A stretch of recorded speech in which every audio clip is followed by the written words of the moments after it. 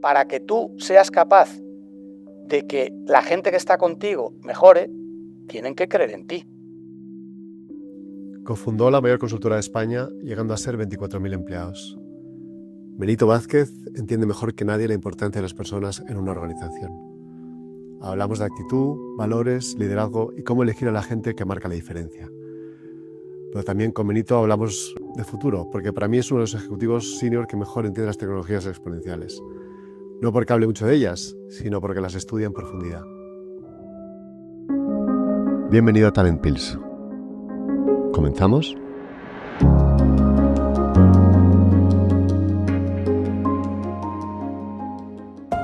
Benito, millones de gracias por estar con nosotros. Me encanta estar contigo. Además, ya sabes que yo siempre voy diciendo por ahí que tú fuiste mi primer jefe, así que me siento casi especialmente honrado de tenerte conmigo. Pues muchas gracias, Luis. Yo quería hablar de dos temas de los que creo que tienes una opinión interesante. Una es sobre cómo valorar el talento, que es algo que yo creo que es muy valioso, habiendo sido CEO de compañías tan intensas en personas como tú. Y luego sabiendo que eres una persona con una visión a futuro muy clara, porque tienes una persona con muchísima curiosidad y sabes de todo, pues también hacerte alguna pregunta de cómo ves el futuro de las organizaciones, ¿no? Pero si empezamos por el principio, cuéntanos un poco eso, cómo ves tú, cómo valoras el talento, qué es lo que es para ti importante a la hora de valorar personas. Vale, oye, pues nada, Luis, gracias por la invitación, te lo he dicho antes, es un honor. Es verdad que soy una persona curiosa, saber no lo tengo tan claro, intento quedarme tranquilo y a veces me quedo tranquilo en la superficie de las cosas porque me siento incapaz de profundizar más, y otras veces donde me siento un poquito más capaz profundizo más, pero paradójicamente me doy cuenta de lo ignorante que soy, porque cuanto más sé, más veo y más sale a flote lo que no sé. Con lo cual, esto de saber no lo tengo tan claro, pero la curiosidad sí, que esto es algo muy innato, es en general muy bueno, pero a veces es muy frustrante. En uno de los temas que sí considero, no sé si sé o no, pero que tengo mucha experiencia, es gestionando el talento, porque es básicamente casi a lo que me he dedicado. Tú lo sabes, en la última y bueno, prácticamente el 80% de mi vida profesional hasta ahora la he venido dedicando en una compañía, Everis, anteriormente DMR, y era una compañía muy intensiva en talento. Empezamos 4 o 5 personas en el año 96, y cuando yo me fui en el año 2019, en julio, éramos más de 20.000 personas y crecimos orgánicamente. Todo fue crecimiento orgánico. Luego es verdad que nos integramos en una compañía muchísimo más grande, con otras características y una dimensión distinta y una forma distinta también de hacer las cosas, pero bueno, son etapas. Entonces me siento relativamente cómodo, en el buen sentido de la palabra, que no acomodado, hablando de talento. Entonces, sintiéndome cómodo, la primera paradoja es que hablar de talento es muy complejo, porque y sobre todo de valor, porque el valor es un concepto muy complejo. Yo siempre pongo el mismo ejemplo, es como el calor. El calor es una energía y es muy difícil de modelar, y muy difícil de caracterizar, y muy difícil de prever y de manipular, o manejar. Por lo mismo pasa con el valor de las personas, ¿no? Con el calor, por simplicidad y por eficiencia, nos hemos inventado un número que es la temperatura, pero que, claro, es una sobresimplificación de lo que es el calor. Y con el valor, pues es lo mismo. Intentamos todos simplificarlo a la hora de medirlo con una raya, que a veces es una categoría, y con una raya que otras veces, que también va correlacionada, es un salario. Y luego lo intentamos modelizar o modelar con una carrera profesional o un desarrollo profesional. Pero no deja de ser una sobresimplificación, porque el valor es algo multidimensional. En esta multidimensionalidad, yo, intentando simplificar un poco, veo que el valor tiene 3 planos muy diferentes y a la vez muy complementarios, y que en el tiempo tienen su incidencia y su influjo y su influencia en tu propia progresión profesional. Y ahora verás por qué. Un plano que es el más visible, el más superficial, es el aptitudinal, el conocimiento, lo que los anglosajones llaman los skills. Bien, es lo que hemos venido haciendo y donde nos sentimos más cómodos porque es lo que hemos venido haciendo hasta que salimos los que estudiamos de la universidad. Bueno, bien, está fenomenal y nos vamos automoldeando la cabeza en aquello que nos sentimos con mayor inquietud y aquello que hemos decidido estudiar. Bien.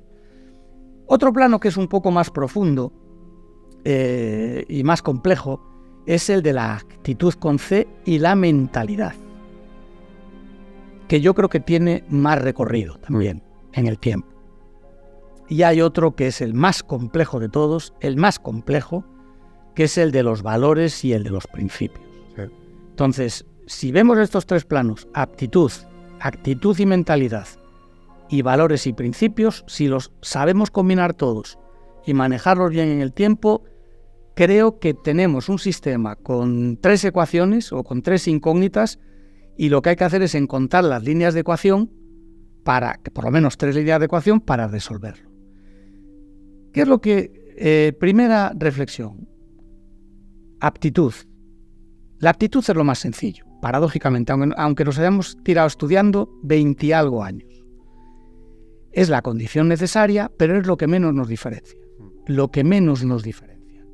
Y además es bastante efímera, porque el conocimiento, lo que aprendes, te lo olvidas, y aunque no te lo olvides, cambia. Entonces, y normalmente la gente que viene nueva tiene menos inercia que tú, y por lo tanto, para aprender a veces tienes que desaprender, con lo cual nosotros, para aprender cosas nuevas, tenemos que desaprender, que básicamente es romper inercias. Entonces, es algo que es efímero y que tienes que valorar, que se te olvida y que cambia, y que vienen cosas nuevas. Pero nos contratan por aptitud, entonces es muy importante al principio de tu carrera, muy importante, en las universidades tienen que decirlo. Oye, tened un buen expediente porque os va a marcar un camino más sencillo en todo. Entonces te contratan por aptitud, pero o te despiden o tú encuentras tus limitaciones en tu actitud, tu mentalidad y especialmente en tus principios, en tus valores. Eso ya es más complicado, porque hablar de mentalidad pues es hablar de actitud positiva, es hablar de elevarte, es hablar de pensar en que no todo es pan para hoy, porque luego viene el hambre del mañana, y ya no te cuento hablar de los valores. Valores, por ejemplo, es la transparencia, decir lo que piensas, valores es la coherencia, hacer lo que dices, y eso es muy complicado.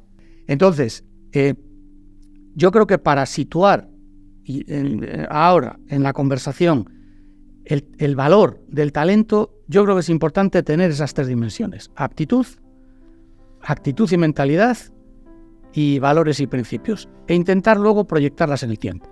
No, me encanta esa manera de verlo, que lo que pasa que es muy difícil de identificar, como dices tú, incluso a niveles senior, porque lo que dices a nivel de aptitud en niveles junior, vale, porque luego vas ayudándoles también a informar ciertas formas de hacer para que se asemejen a ti y los valores los ayudas. Pero cuando estás contratando a niveles más senior, cuando estás intentando contratar un socio, claro, es muy importante esa parte de actitud y esa parte de valores y principios sobre todo. ¿Cómo medías tú?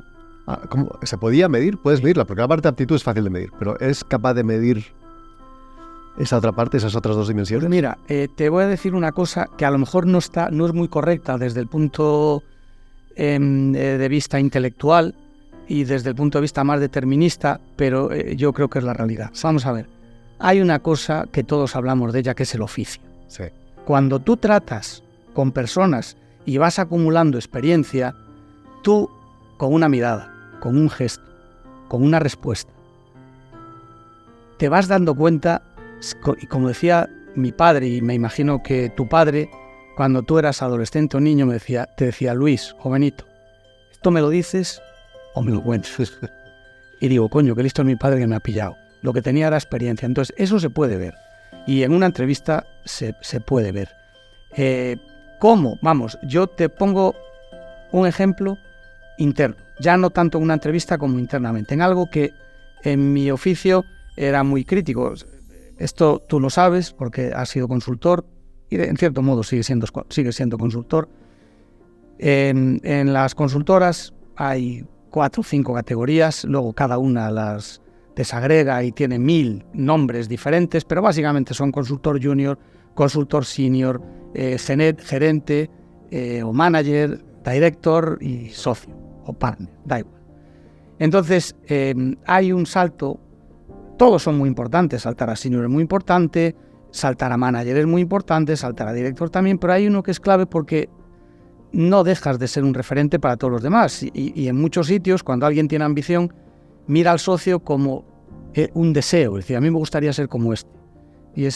Entonces es muy importante no equivocarte a quién nominas socio, porque es el que acaba generando la cultura corporativa, porque al socio se le sigue. Entonces yo en ese proceso, claro, cuando éramos 20.000 tampoco promocionábamos, pero promocionábamos a 20, 30 socios al año, todos los años 20 o 30 socios. Hombre, yo no era capaz de conocer a las 20.000 personas, pero a 20 o 30 sí, razonablemente bien. Y había alguno que me generaba dudas, cuando me decían, oye, este tiene que promocionar a socio. Entonces esto lo resolvía de una manera muy sencilla.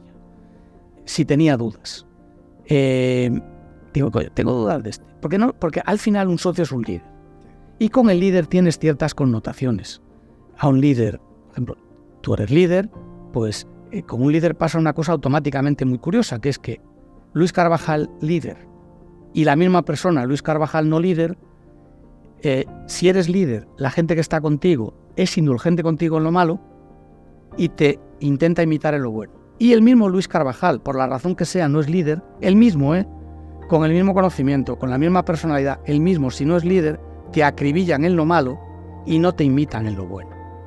Entonces yo tengo dudas de este. Entonces me iba al proyecto donde esta persona estaba, me sentaba con gente al azar de su equipo, uno a uno, es para sacar una muestra razonablemente, con una muestra estadísticamente significativa, y entonces con cada uno me sentaba, empezaba a hablarles del proyecto, y cuando les veía un poco despistados, le preguntaba sobre la persona. Decía, oye, yo antes sabía, esta persona, digo, Luis, pues Luis es bueno en esto, y lo conoce todo el mundo, y es malo en esto, y lo conoce todo el mundo. Entonces yo decía, oye, ¿y qué tal con Luis? Porque Luis es un poco desordenado, es un poco desorganizado, ¿no? Y a veces un poco desastre, ¿no? Entonces, decía, no, bueno, vamos a ver, puede que sí, pero hombre, él tiene su forma de organizarse y él encuentra las cosas, y no te creas que es tan desorganizado, porque tal. Coño. Entonces, no, joder, si es desorganizado, me cago en la mar. Mira, el otro día tal, digo, coño, este no es líder. Otro ejemplo. Oye, tú, porque a un líder, tú como un líder, si alguien es líder, intentas darle alegrías. ¿Por qué? Porque en el líder buscas el reconocimiento. Entonces, cuando tú, imagínate, estás en la universidad, sacas una nota muy buena, ¿a quién llamas primero? A tus padres.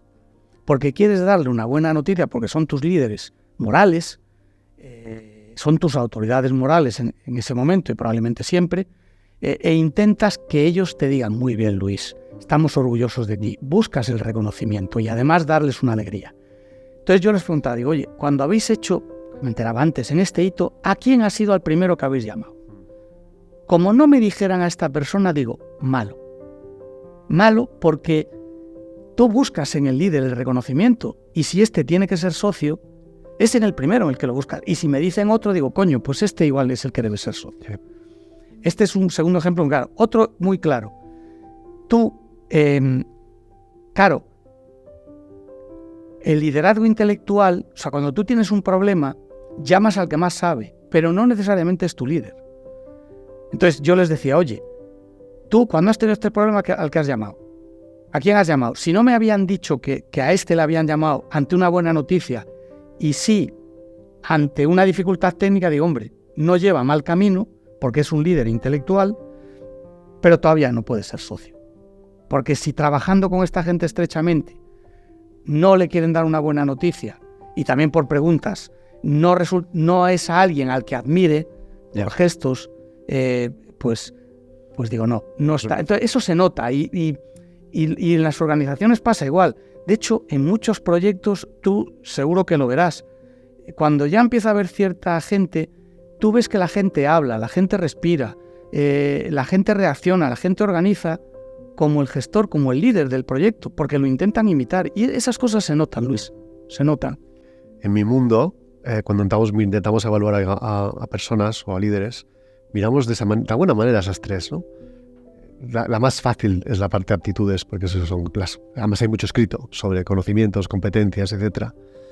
La parte de actitud lo intentamos medir con una cosa que llamamos potencial, que está alrededor de cómo reaccionas ante ciertas situaciones y cómo te enfrentas ante ciertos problemas, que es la difíciles valores, que lo miramos a través de referencias y es la única manera que sabemos por ahora, la de los valores. Eso está muy pegado a tu ADN, ¿no? A tu ADN casi espiritual, te diría.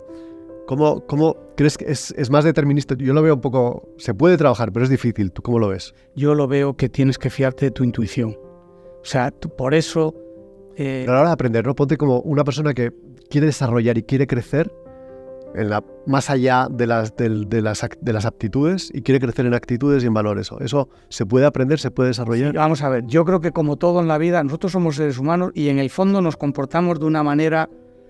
el comportamiento, otra cosa es el proceso mental. Los procesos mentales que tenemos son muy complejos, son más complejos que la inteligencia artificial, mucho más complejos. Esto que hablan ahora de la Gen AI, desde el punto de vista algorítmico, es infinitamente más simple. Sí. Porque nosotros odiamos, nosotros mentimos, nosotros queremos, nosotros amamos, somos egoístas, avariciosos. El algoritmo que hay detrás de la avaricia... Es probabilístico. No somos capaces de... Imagínate cómo es el proceso mental interno. Ahora, el comportamiento, lo que es el output, es muy simple y funcionamos como los burros, con estímulos. Entonces, hay uno que cuando tú te das cuenta... Yo siempre lo he dicho y a la gente, yo hago pensar a la gente, digo, vamos a ver, ¿tú quieres tener desarrollo profesional? ¿Tú tienes ambición? Pues si tienes ambición, pues tú querrás cada día ganar más dinero y hacer cosas más interesantes. Pues yo te propongo que hagas un ejercicio muy simple. Si tú quieres ganar más dinero y la compañía es justa, yo te voy a retribuir más porque vales más. Y yo mido el valor, puedo estar equivocado en la medida. O sea, mi mercurio, que es lo que mide el calor, y pone un número, a lo mejor el mercurio no está edulcorado y se dilata más de lo que debía porque la combinación no es buena, o a lo mejor tú puedes tener fiebre y el mercurio mide bien, pero en general voy a acertar. Entonces, tú quieres incrementar tu valor, y si yo soy justo te lo voy a reconocer simétricamente, digo, pues piensa un poco. Digo, ¿tú por qué incrementas tu valor? Hay dos vías. O bien porque lo que haces lo haces mejor, o bien porque haces más de una cosa a la vez. Si yo hago dos cosas a la vez, valgo el doble. Si cada cosa vale lo mismo. Y yo, si simplificando mucho, tardo la mitad en hacer lo que hacía, valgo el doble. Si soy capaz de hacer el doble en la mitad de tiempo cada cosa, valgo por 4. Ya. No es multiplicar por 4. Digo, ahora, piensa qué recorrido tiene eso. Eso tiene una asíntota clarísima, porque yo no sé tú, pero hacer más de una cosa a la vez me cuesta. Y perfeccionarme me cuesta, porque soy bastante chapucillas. Entonces, solamente tengo una manera de incrementar mi valor, y es, además de intentar hacer mucho y bien, hacer que otros hagan. Y claro, si tengo un equipo de 10, y consigo que cada uno de esos 10 mejore un 10%, yo valgo el doble. Y si tengo un equipo de 10 y cada uno de ellos tiene a su vez un equipo de 10 y entre los dos conseguimos que cada uno valga el 10% más, yo valgo 10 veces más.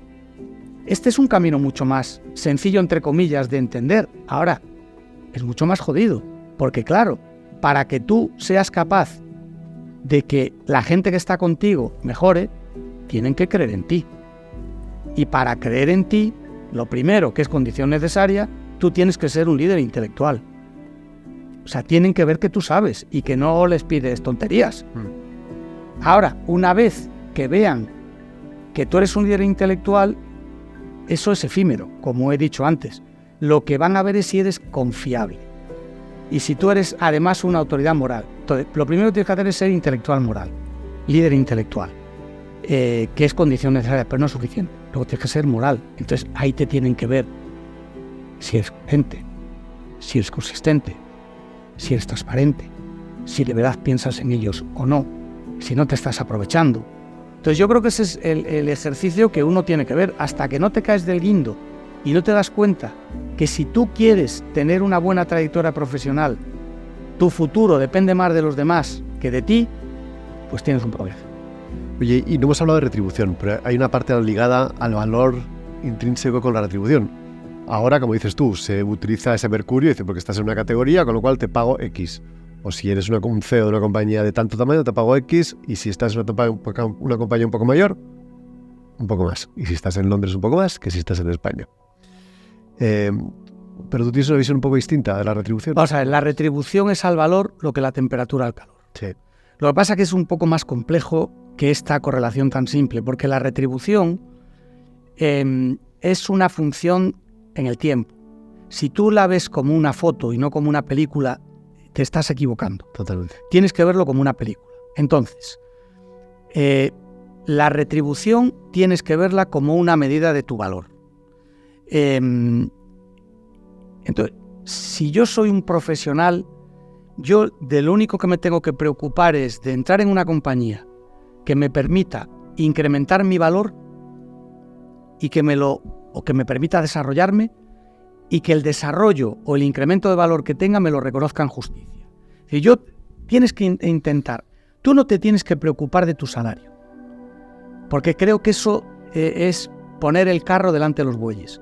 Creo que hay que preocuparse de estar en una compañía que te conozca y te dé la oportunidad real, en base a tu personalidad y a tus inquietudes, de desarrollarte, y que luego sea justa midiendo tu desarrollo. Si una de las dos cosas o las dos no se cumplen, lo mejor que puedes hacer es irte y buscar otra. Tú has liderado una startup, bueno, tú y Fernando Francés habéis liderado una de las startups de más éxito, ¿no? Con un crecimiento brutal, como has dicho tú, de 5 personas a 20.000 en unos pocos años. ¿Cómo fue vuestro proceso de hecho, a la hora de captar talento, pero también a la hora de retribuirlo? Porque también fuisteis muy generosos en ese proceso de ir cediendo ese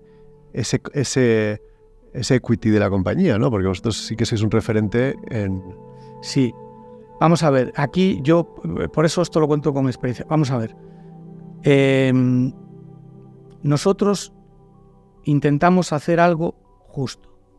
Entonces, nosotros dijimos, bueno, en el año 96 le pegabas una patada a una piedra y levantabas consultora. Éramos un equipo con las ideas claras y muy complementarios, es decir, con una intersección que ocupaba el máximo volumen.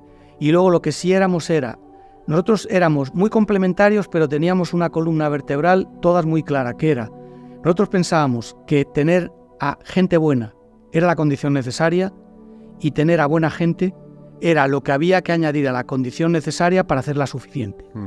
Entonces, nosotros teníamos muy claro que para captar a gente buena, que el cerebro, tienes que alimentar el cerebro. Y el alpiste del cerebro es la complejidad. Proyectos complejos. Proyectos que te permitan incrementar tu valor. Y para captar a buena gente, la clave es el corazón. Entonces tienes que dar un alimento, tienes que nutrir el corazón, tienes que dar valores y principios. Entonces nosotros lo teníamos claro, dijimos, vamos a hacer cosas complejas y vamos a competir con las número 1, pero sin ninguna duda, con toda la humildad del mundo, pero ese es nuestro objetivo, sabiendo muy bien dónde estamos cuando empezamos, y vamos siempre a vigilar que haya buena gente.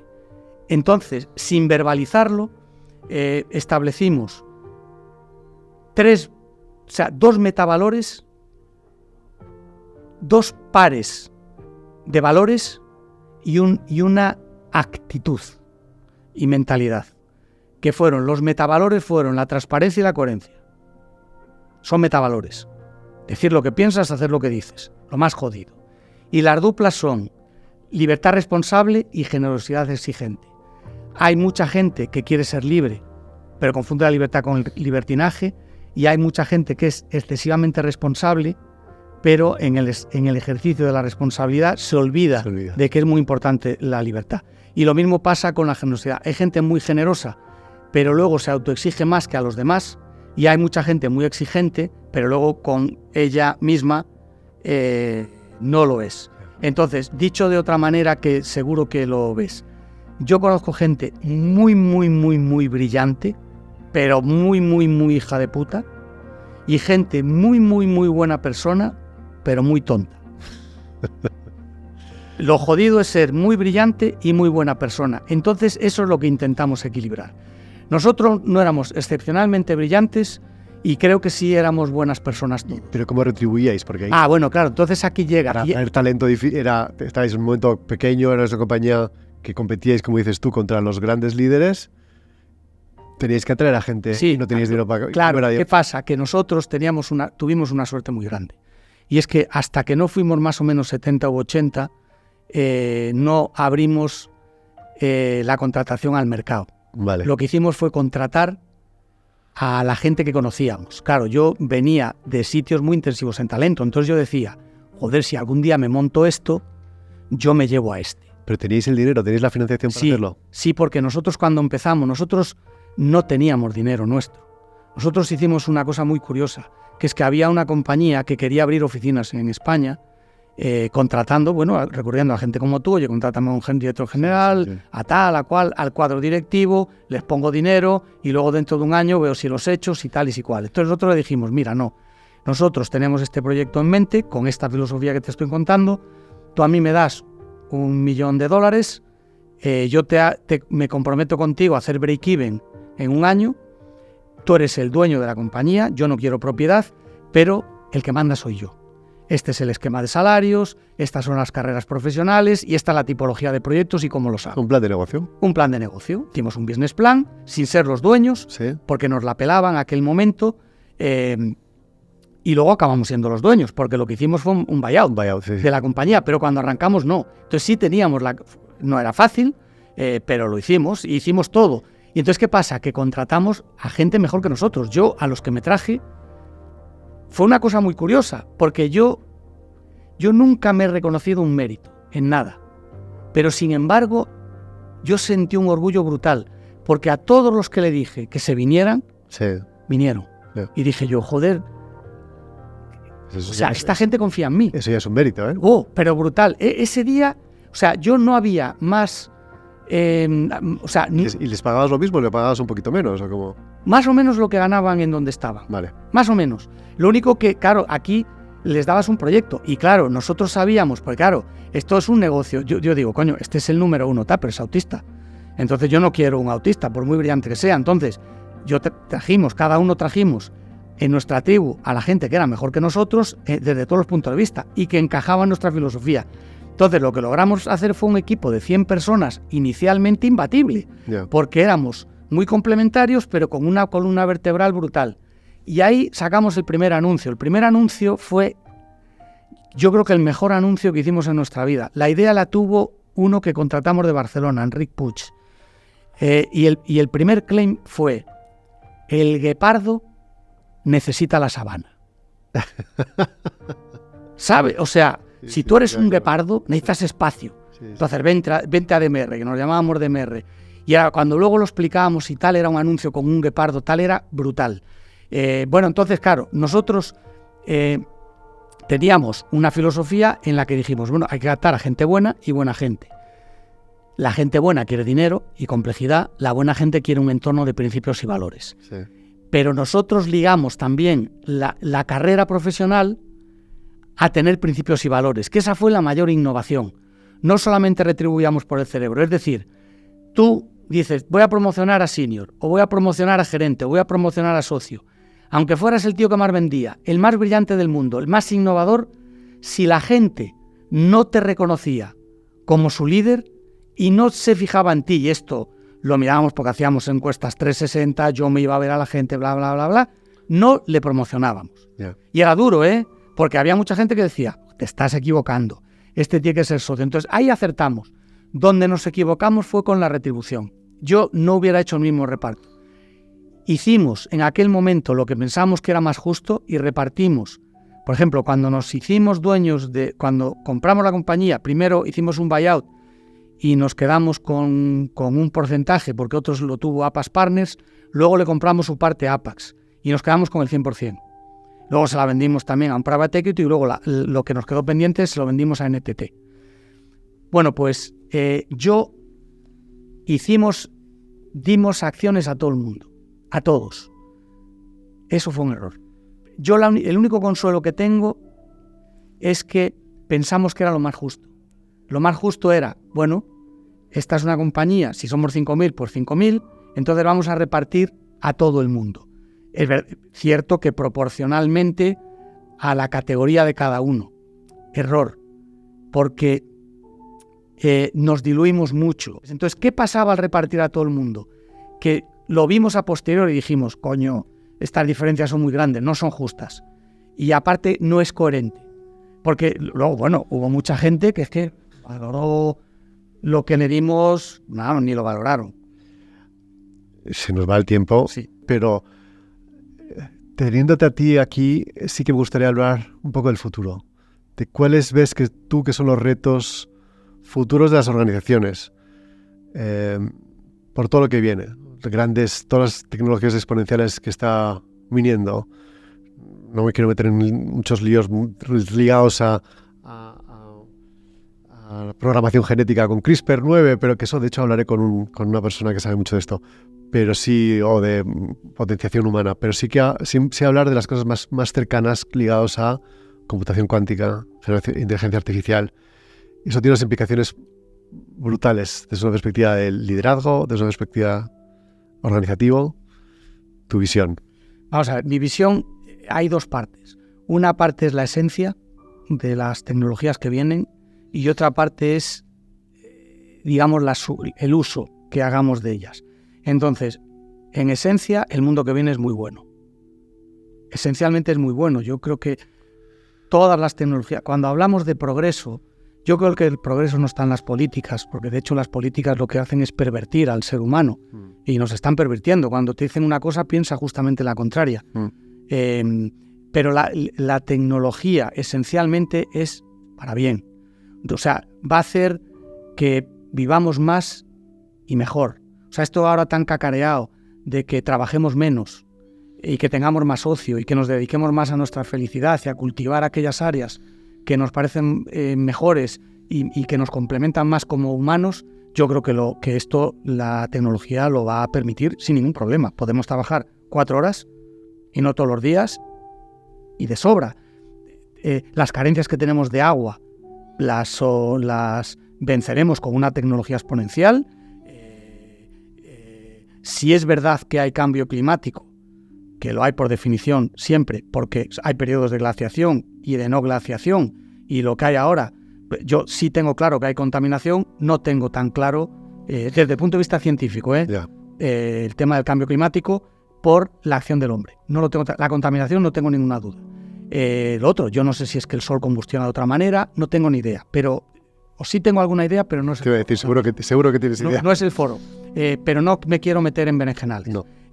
La tecnología viene y esencialmente es muy buena y nos va a ayudar mucho. Yo, donde tengo más dudas es en el uso que le demos. Yo creo que el mayor problema que está empezando a haber ahora son las dudas que tienen las organizaciones con las bondades de la inteligencia artificial o eventualmente lo que en mi opinión va a ser la mayor disrupción, que es la computación cuántica cuando llegue. La mezcla de las dos. Y sí, porque tú harás GenAI.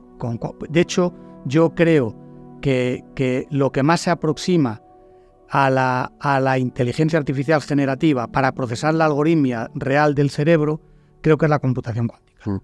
Porque los algoritmos cuánticos son estadística. O sea, 2 y 2 en quantum no son 4. Es 4 el resultado más probable. Y paradójicamente es más cierto que algo que un algoritmo cuántico te dice que es lo más probable sea lo que es, que un algoritmo determinista te diga que es. O sea, no sé si me he explicado. Entonces, yo tengo más dudas con el uso, porque hay miedo.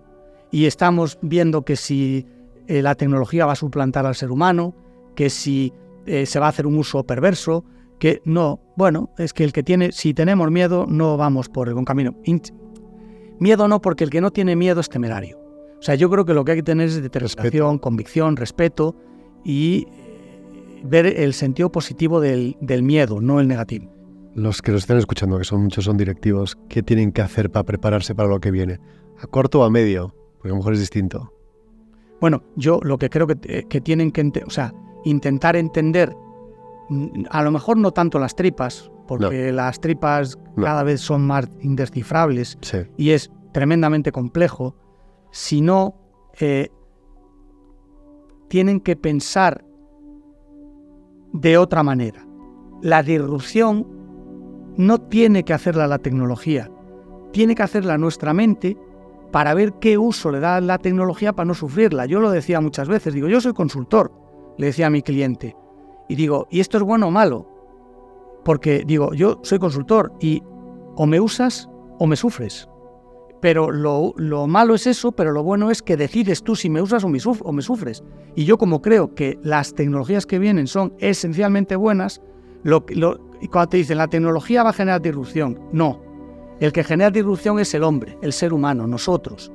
Y no perder de vista una cosa, la tecnología, si no la utilizas bien, deshumaniza. El teletrabajo nos está empezando a traer problemas. Es una ventaja que le hemos pasado de rosca. Y algo que era una ventaja muy buena para la productividad, la hemos pasado de rosca.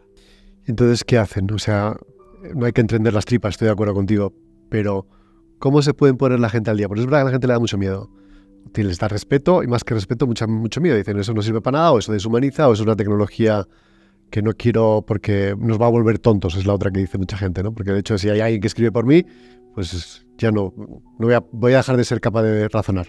Bueno. ¿Cómo mejoro? Y esto es como cuando yo digo, mira, una persona inteligente es aquella que aprende de los consejos. Porque los demás aprendemos cuando nos damos una leche. Entonces, cuando alguien te da un consejo y haces caso, dice, coño, este es un tío inteligente, muy inteligente. Las empresas es muy difícil que cambien por dentro, porque tienes una inercia brutal y es... Ahora, si te fijas en los otros, dices, coño, pues este me va a hacer daño. Entonces, hay que intentar mirar con mucho interés y mucha curiosidad el mundo de las startups. Hay que intentar escuchar con mucho interés y con mucha curiosidad a los chavales que vienen jóvenes, porque estos sí que vienen pensando diferente e intentando aprender, pero a la vez hay cosas que dicen, coño, pues yo esto no lo quiero cambiar. Y lo quiero cambiar. Y lo quiero cambiar. Y entonces esa es la mejor manera, y no tener miedo. Una cosa que me dijo Caviedes que me gustó, que si quieres aprender de una tecnología concreta, inteligencia artificial es una clara, la mejor manera de hacerlo es invierte en una compañía, pero no dinero de la compañía, tu propio dinero. Invierte. Entonces él decía a los consejos, comités de dirección, es decir, montar un club de inversión e invertir en estas tecnologías, porque ahí te vas a obligar a conocer mejor. No, a conocer y a intentar ver el uso, porque al final sigue siendo un instrumento. O sea, yo creo que el hombre, ser humano, no hablo del hombre varón, el ser humano está en el centro y vamos a seguir estando en el centro. Para que una máquina odie, para que una máquina ame, para que una máquina perciba, queda mucho, ¿eh? Y tú fíjate, este movimiento tan sencillo de coger las gafas, de tirarlas, mirando para uno, mirarla para otro, piensa en cualquier robot que no te lo hace. Me quedo con eso porque además sé que sabes mucho. Crees que sabes menos, pero sabes mucho, sobre todo siempre relativo, con lo cual sabes mucho, interesas y estudias y trabajas mucho sobre el tema. O sea sí, sé más de lo que, por ejemplo, de la media, pero sé menos de lo que la gente que me queréis creéis que sé, e infinitamente menos de lo que me gustaría saber. Esta es la realidad. Eso dice mucho de ti. No, vamos a ver, quiero decir que no. Es que es verdad, pero eso pasa todo. Como tú has dicho al principio, cuanto más experto te haces en un tema, más sabes que menos sabes. Sí, porque sabes lo que te gustaría saber si de verdad lo quieres. Claro, cuando más profundizas, más te das cuenta de que, todo lo que tengo que profundizar, todo lo que tengo que... Solo eso, hay cosas que digo, esto no soy capaz de entenderlo. No tengo base para entenderlo. Entonces, de alguna forma, lo axiomizas. Sí. Y de esto es un axioma, y ya está. Porque no, o sea, no es un dato, es un dato. Sí, es un dato, y hay gente que sí lo tiene y digo, me lo creo. Ya está. Coño, esto es lo bueno. Mirito, gracias, me encanta verte y estar contigo. Bueno, pues nada, oye Luis, un placer. Creo que me he extendido en algunas preguntas. No te preocupes. Pero, bueno, tú recortarás y verás Seguiremos viéndonos porque no hemos hablado de lo que estás haciendo ahora, pero que está muy pegado al mundo de inversión, mundo startup también, pero que te seguiremos los pasos. Pues encantado, y un placer y un lujo. Igual. Gracias. Gracias. Gracias, Luis.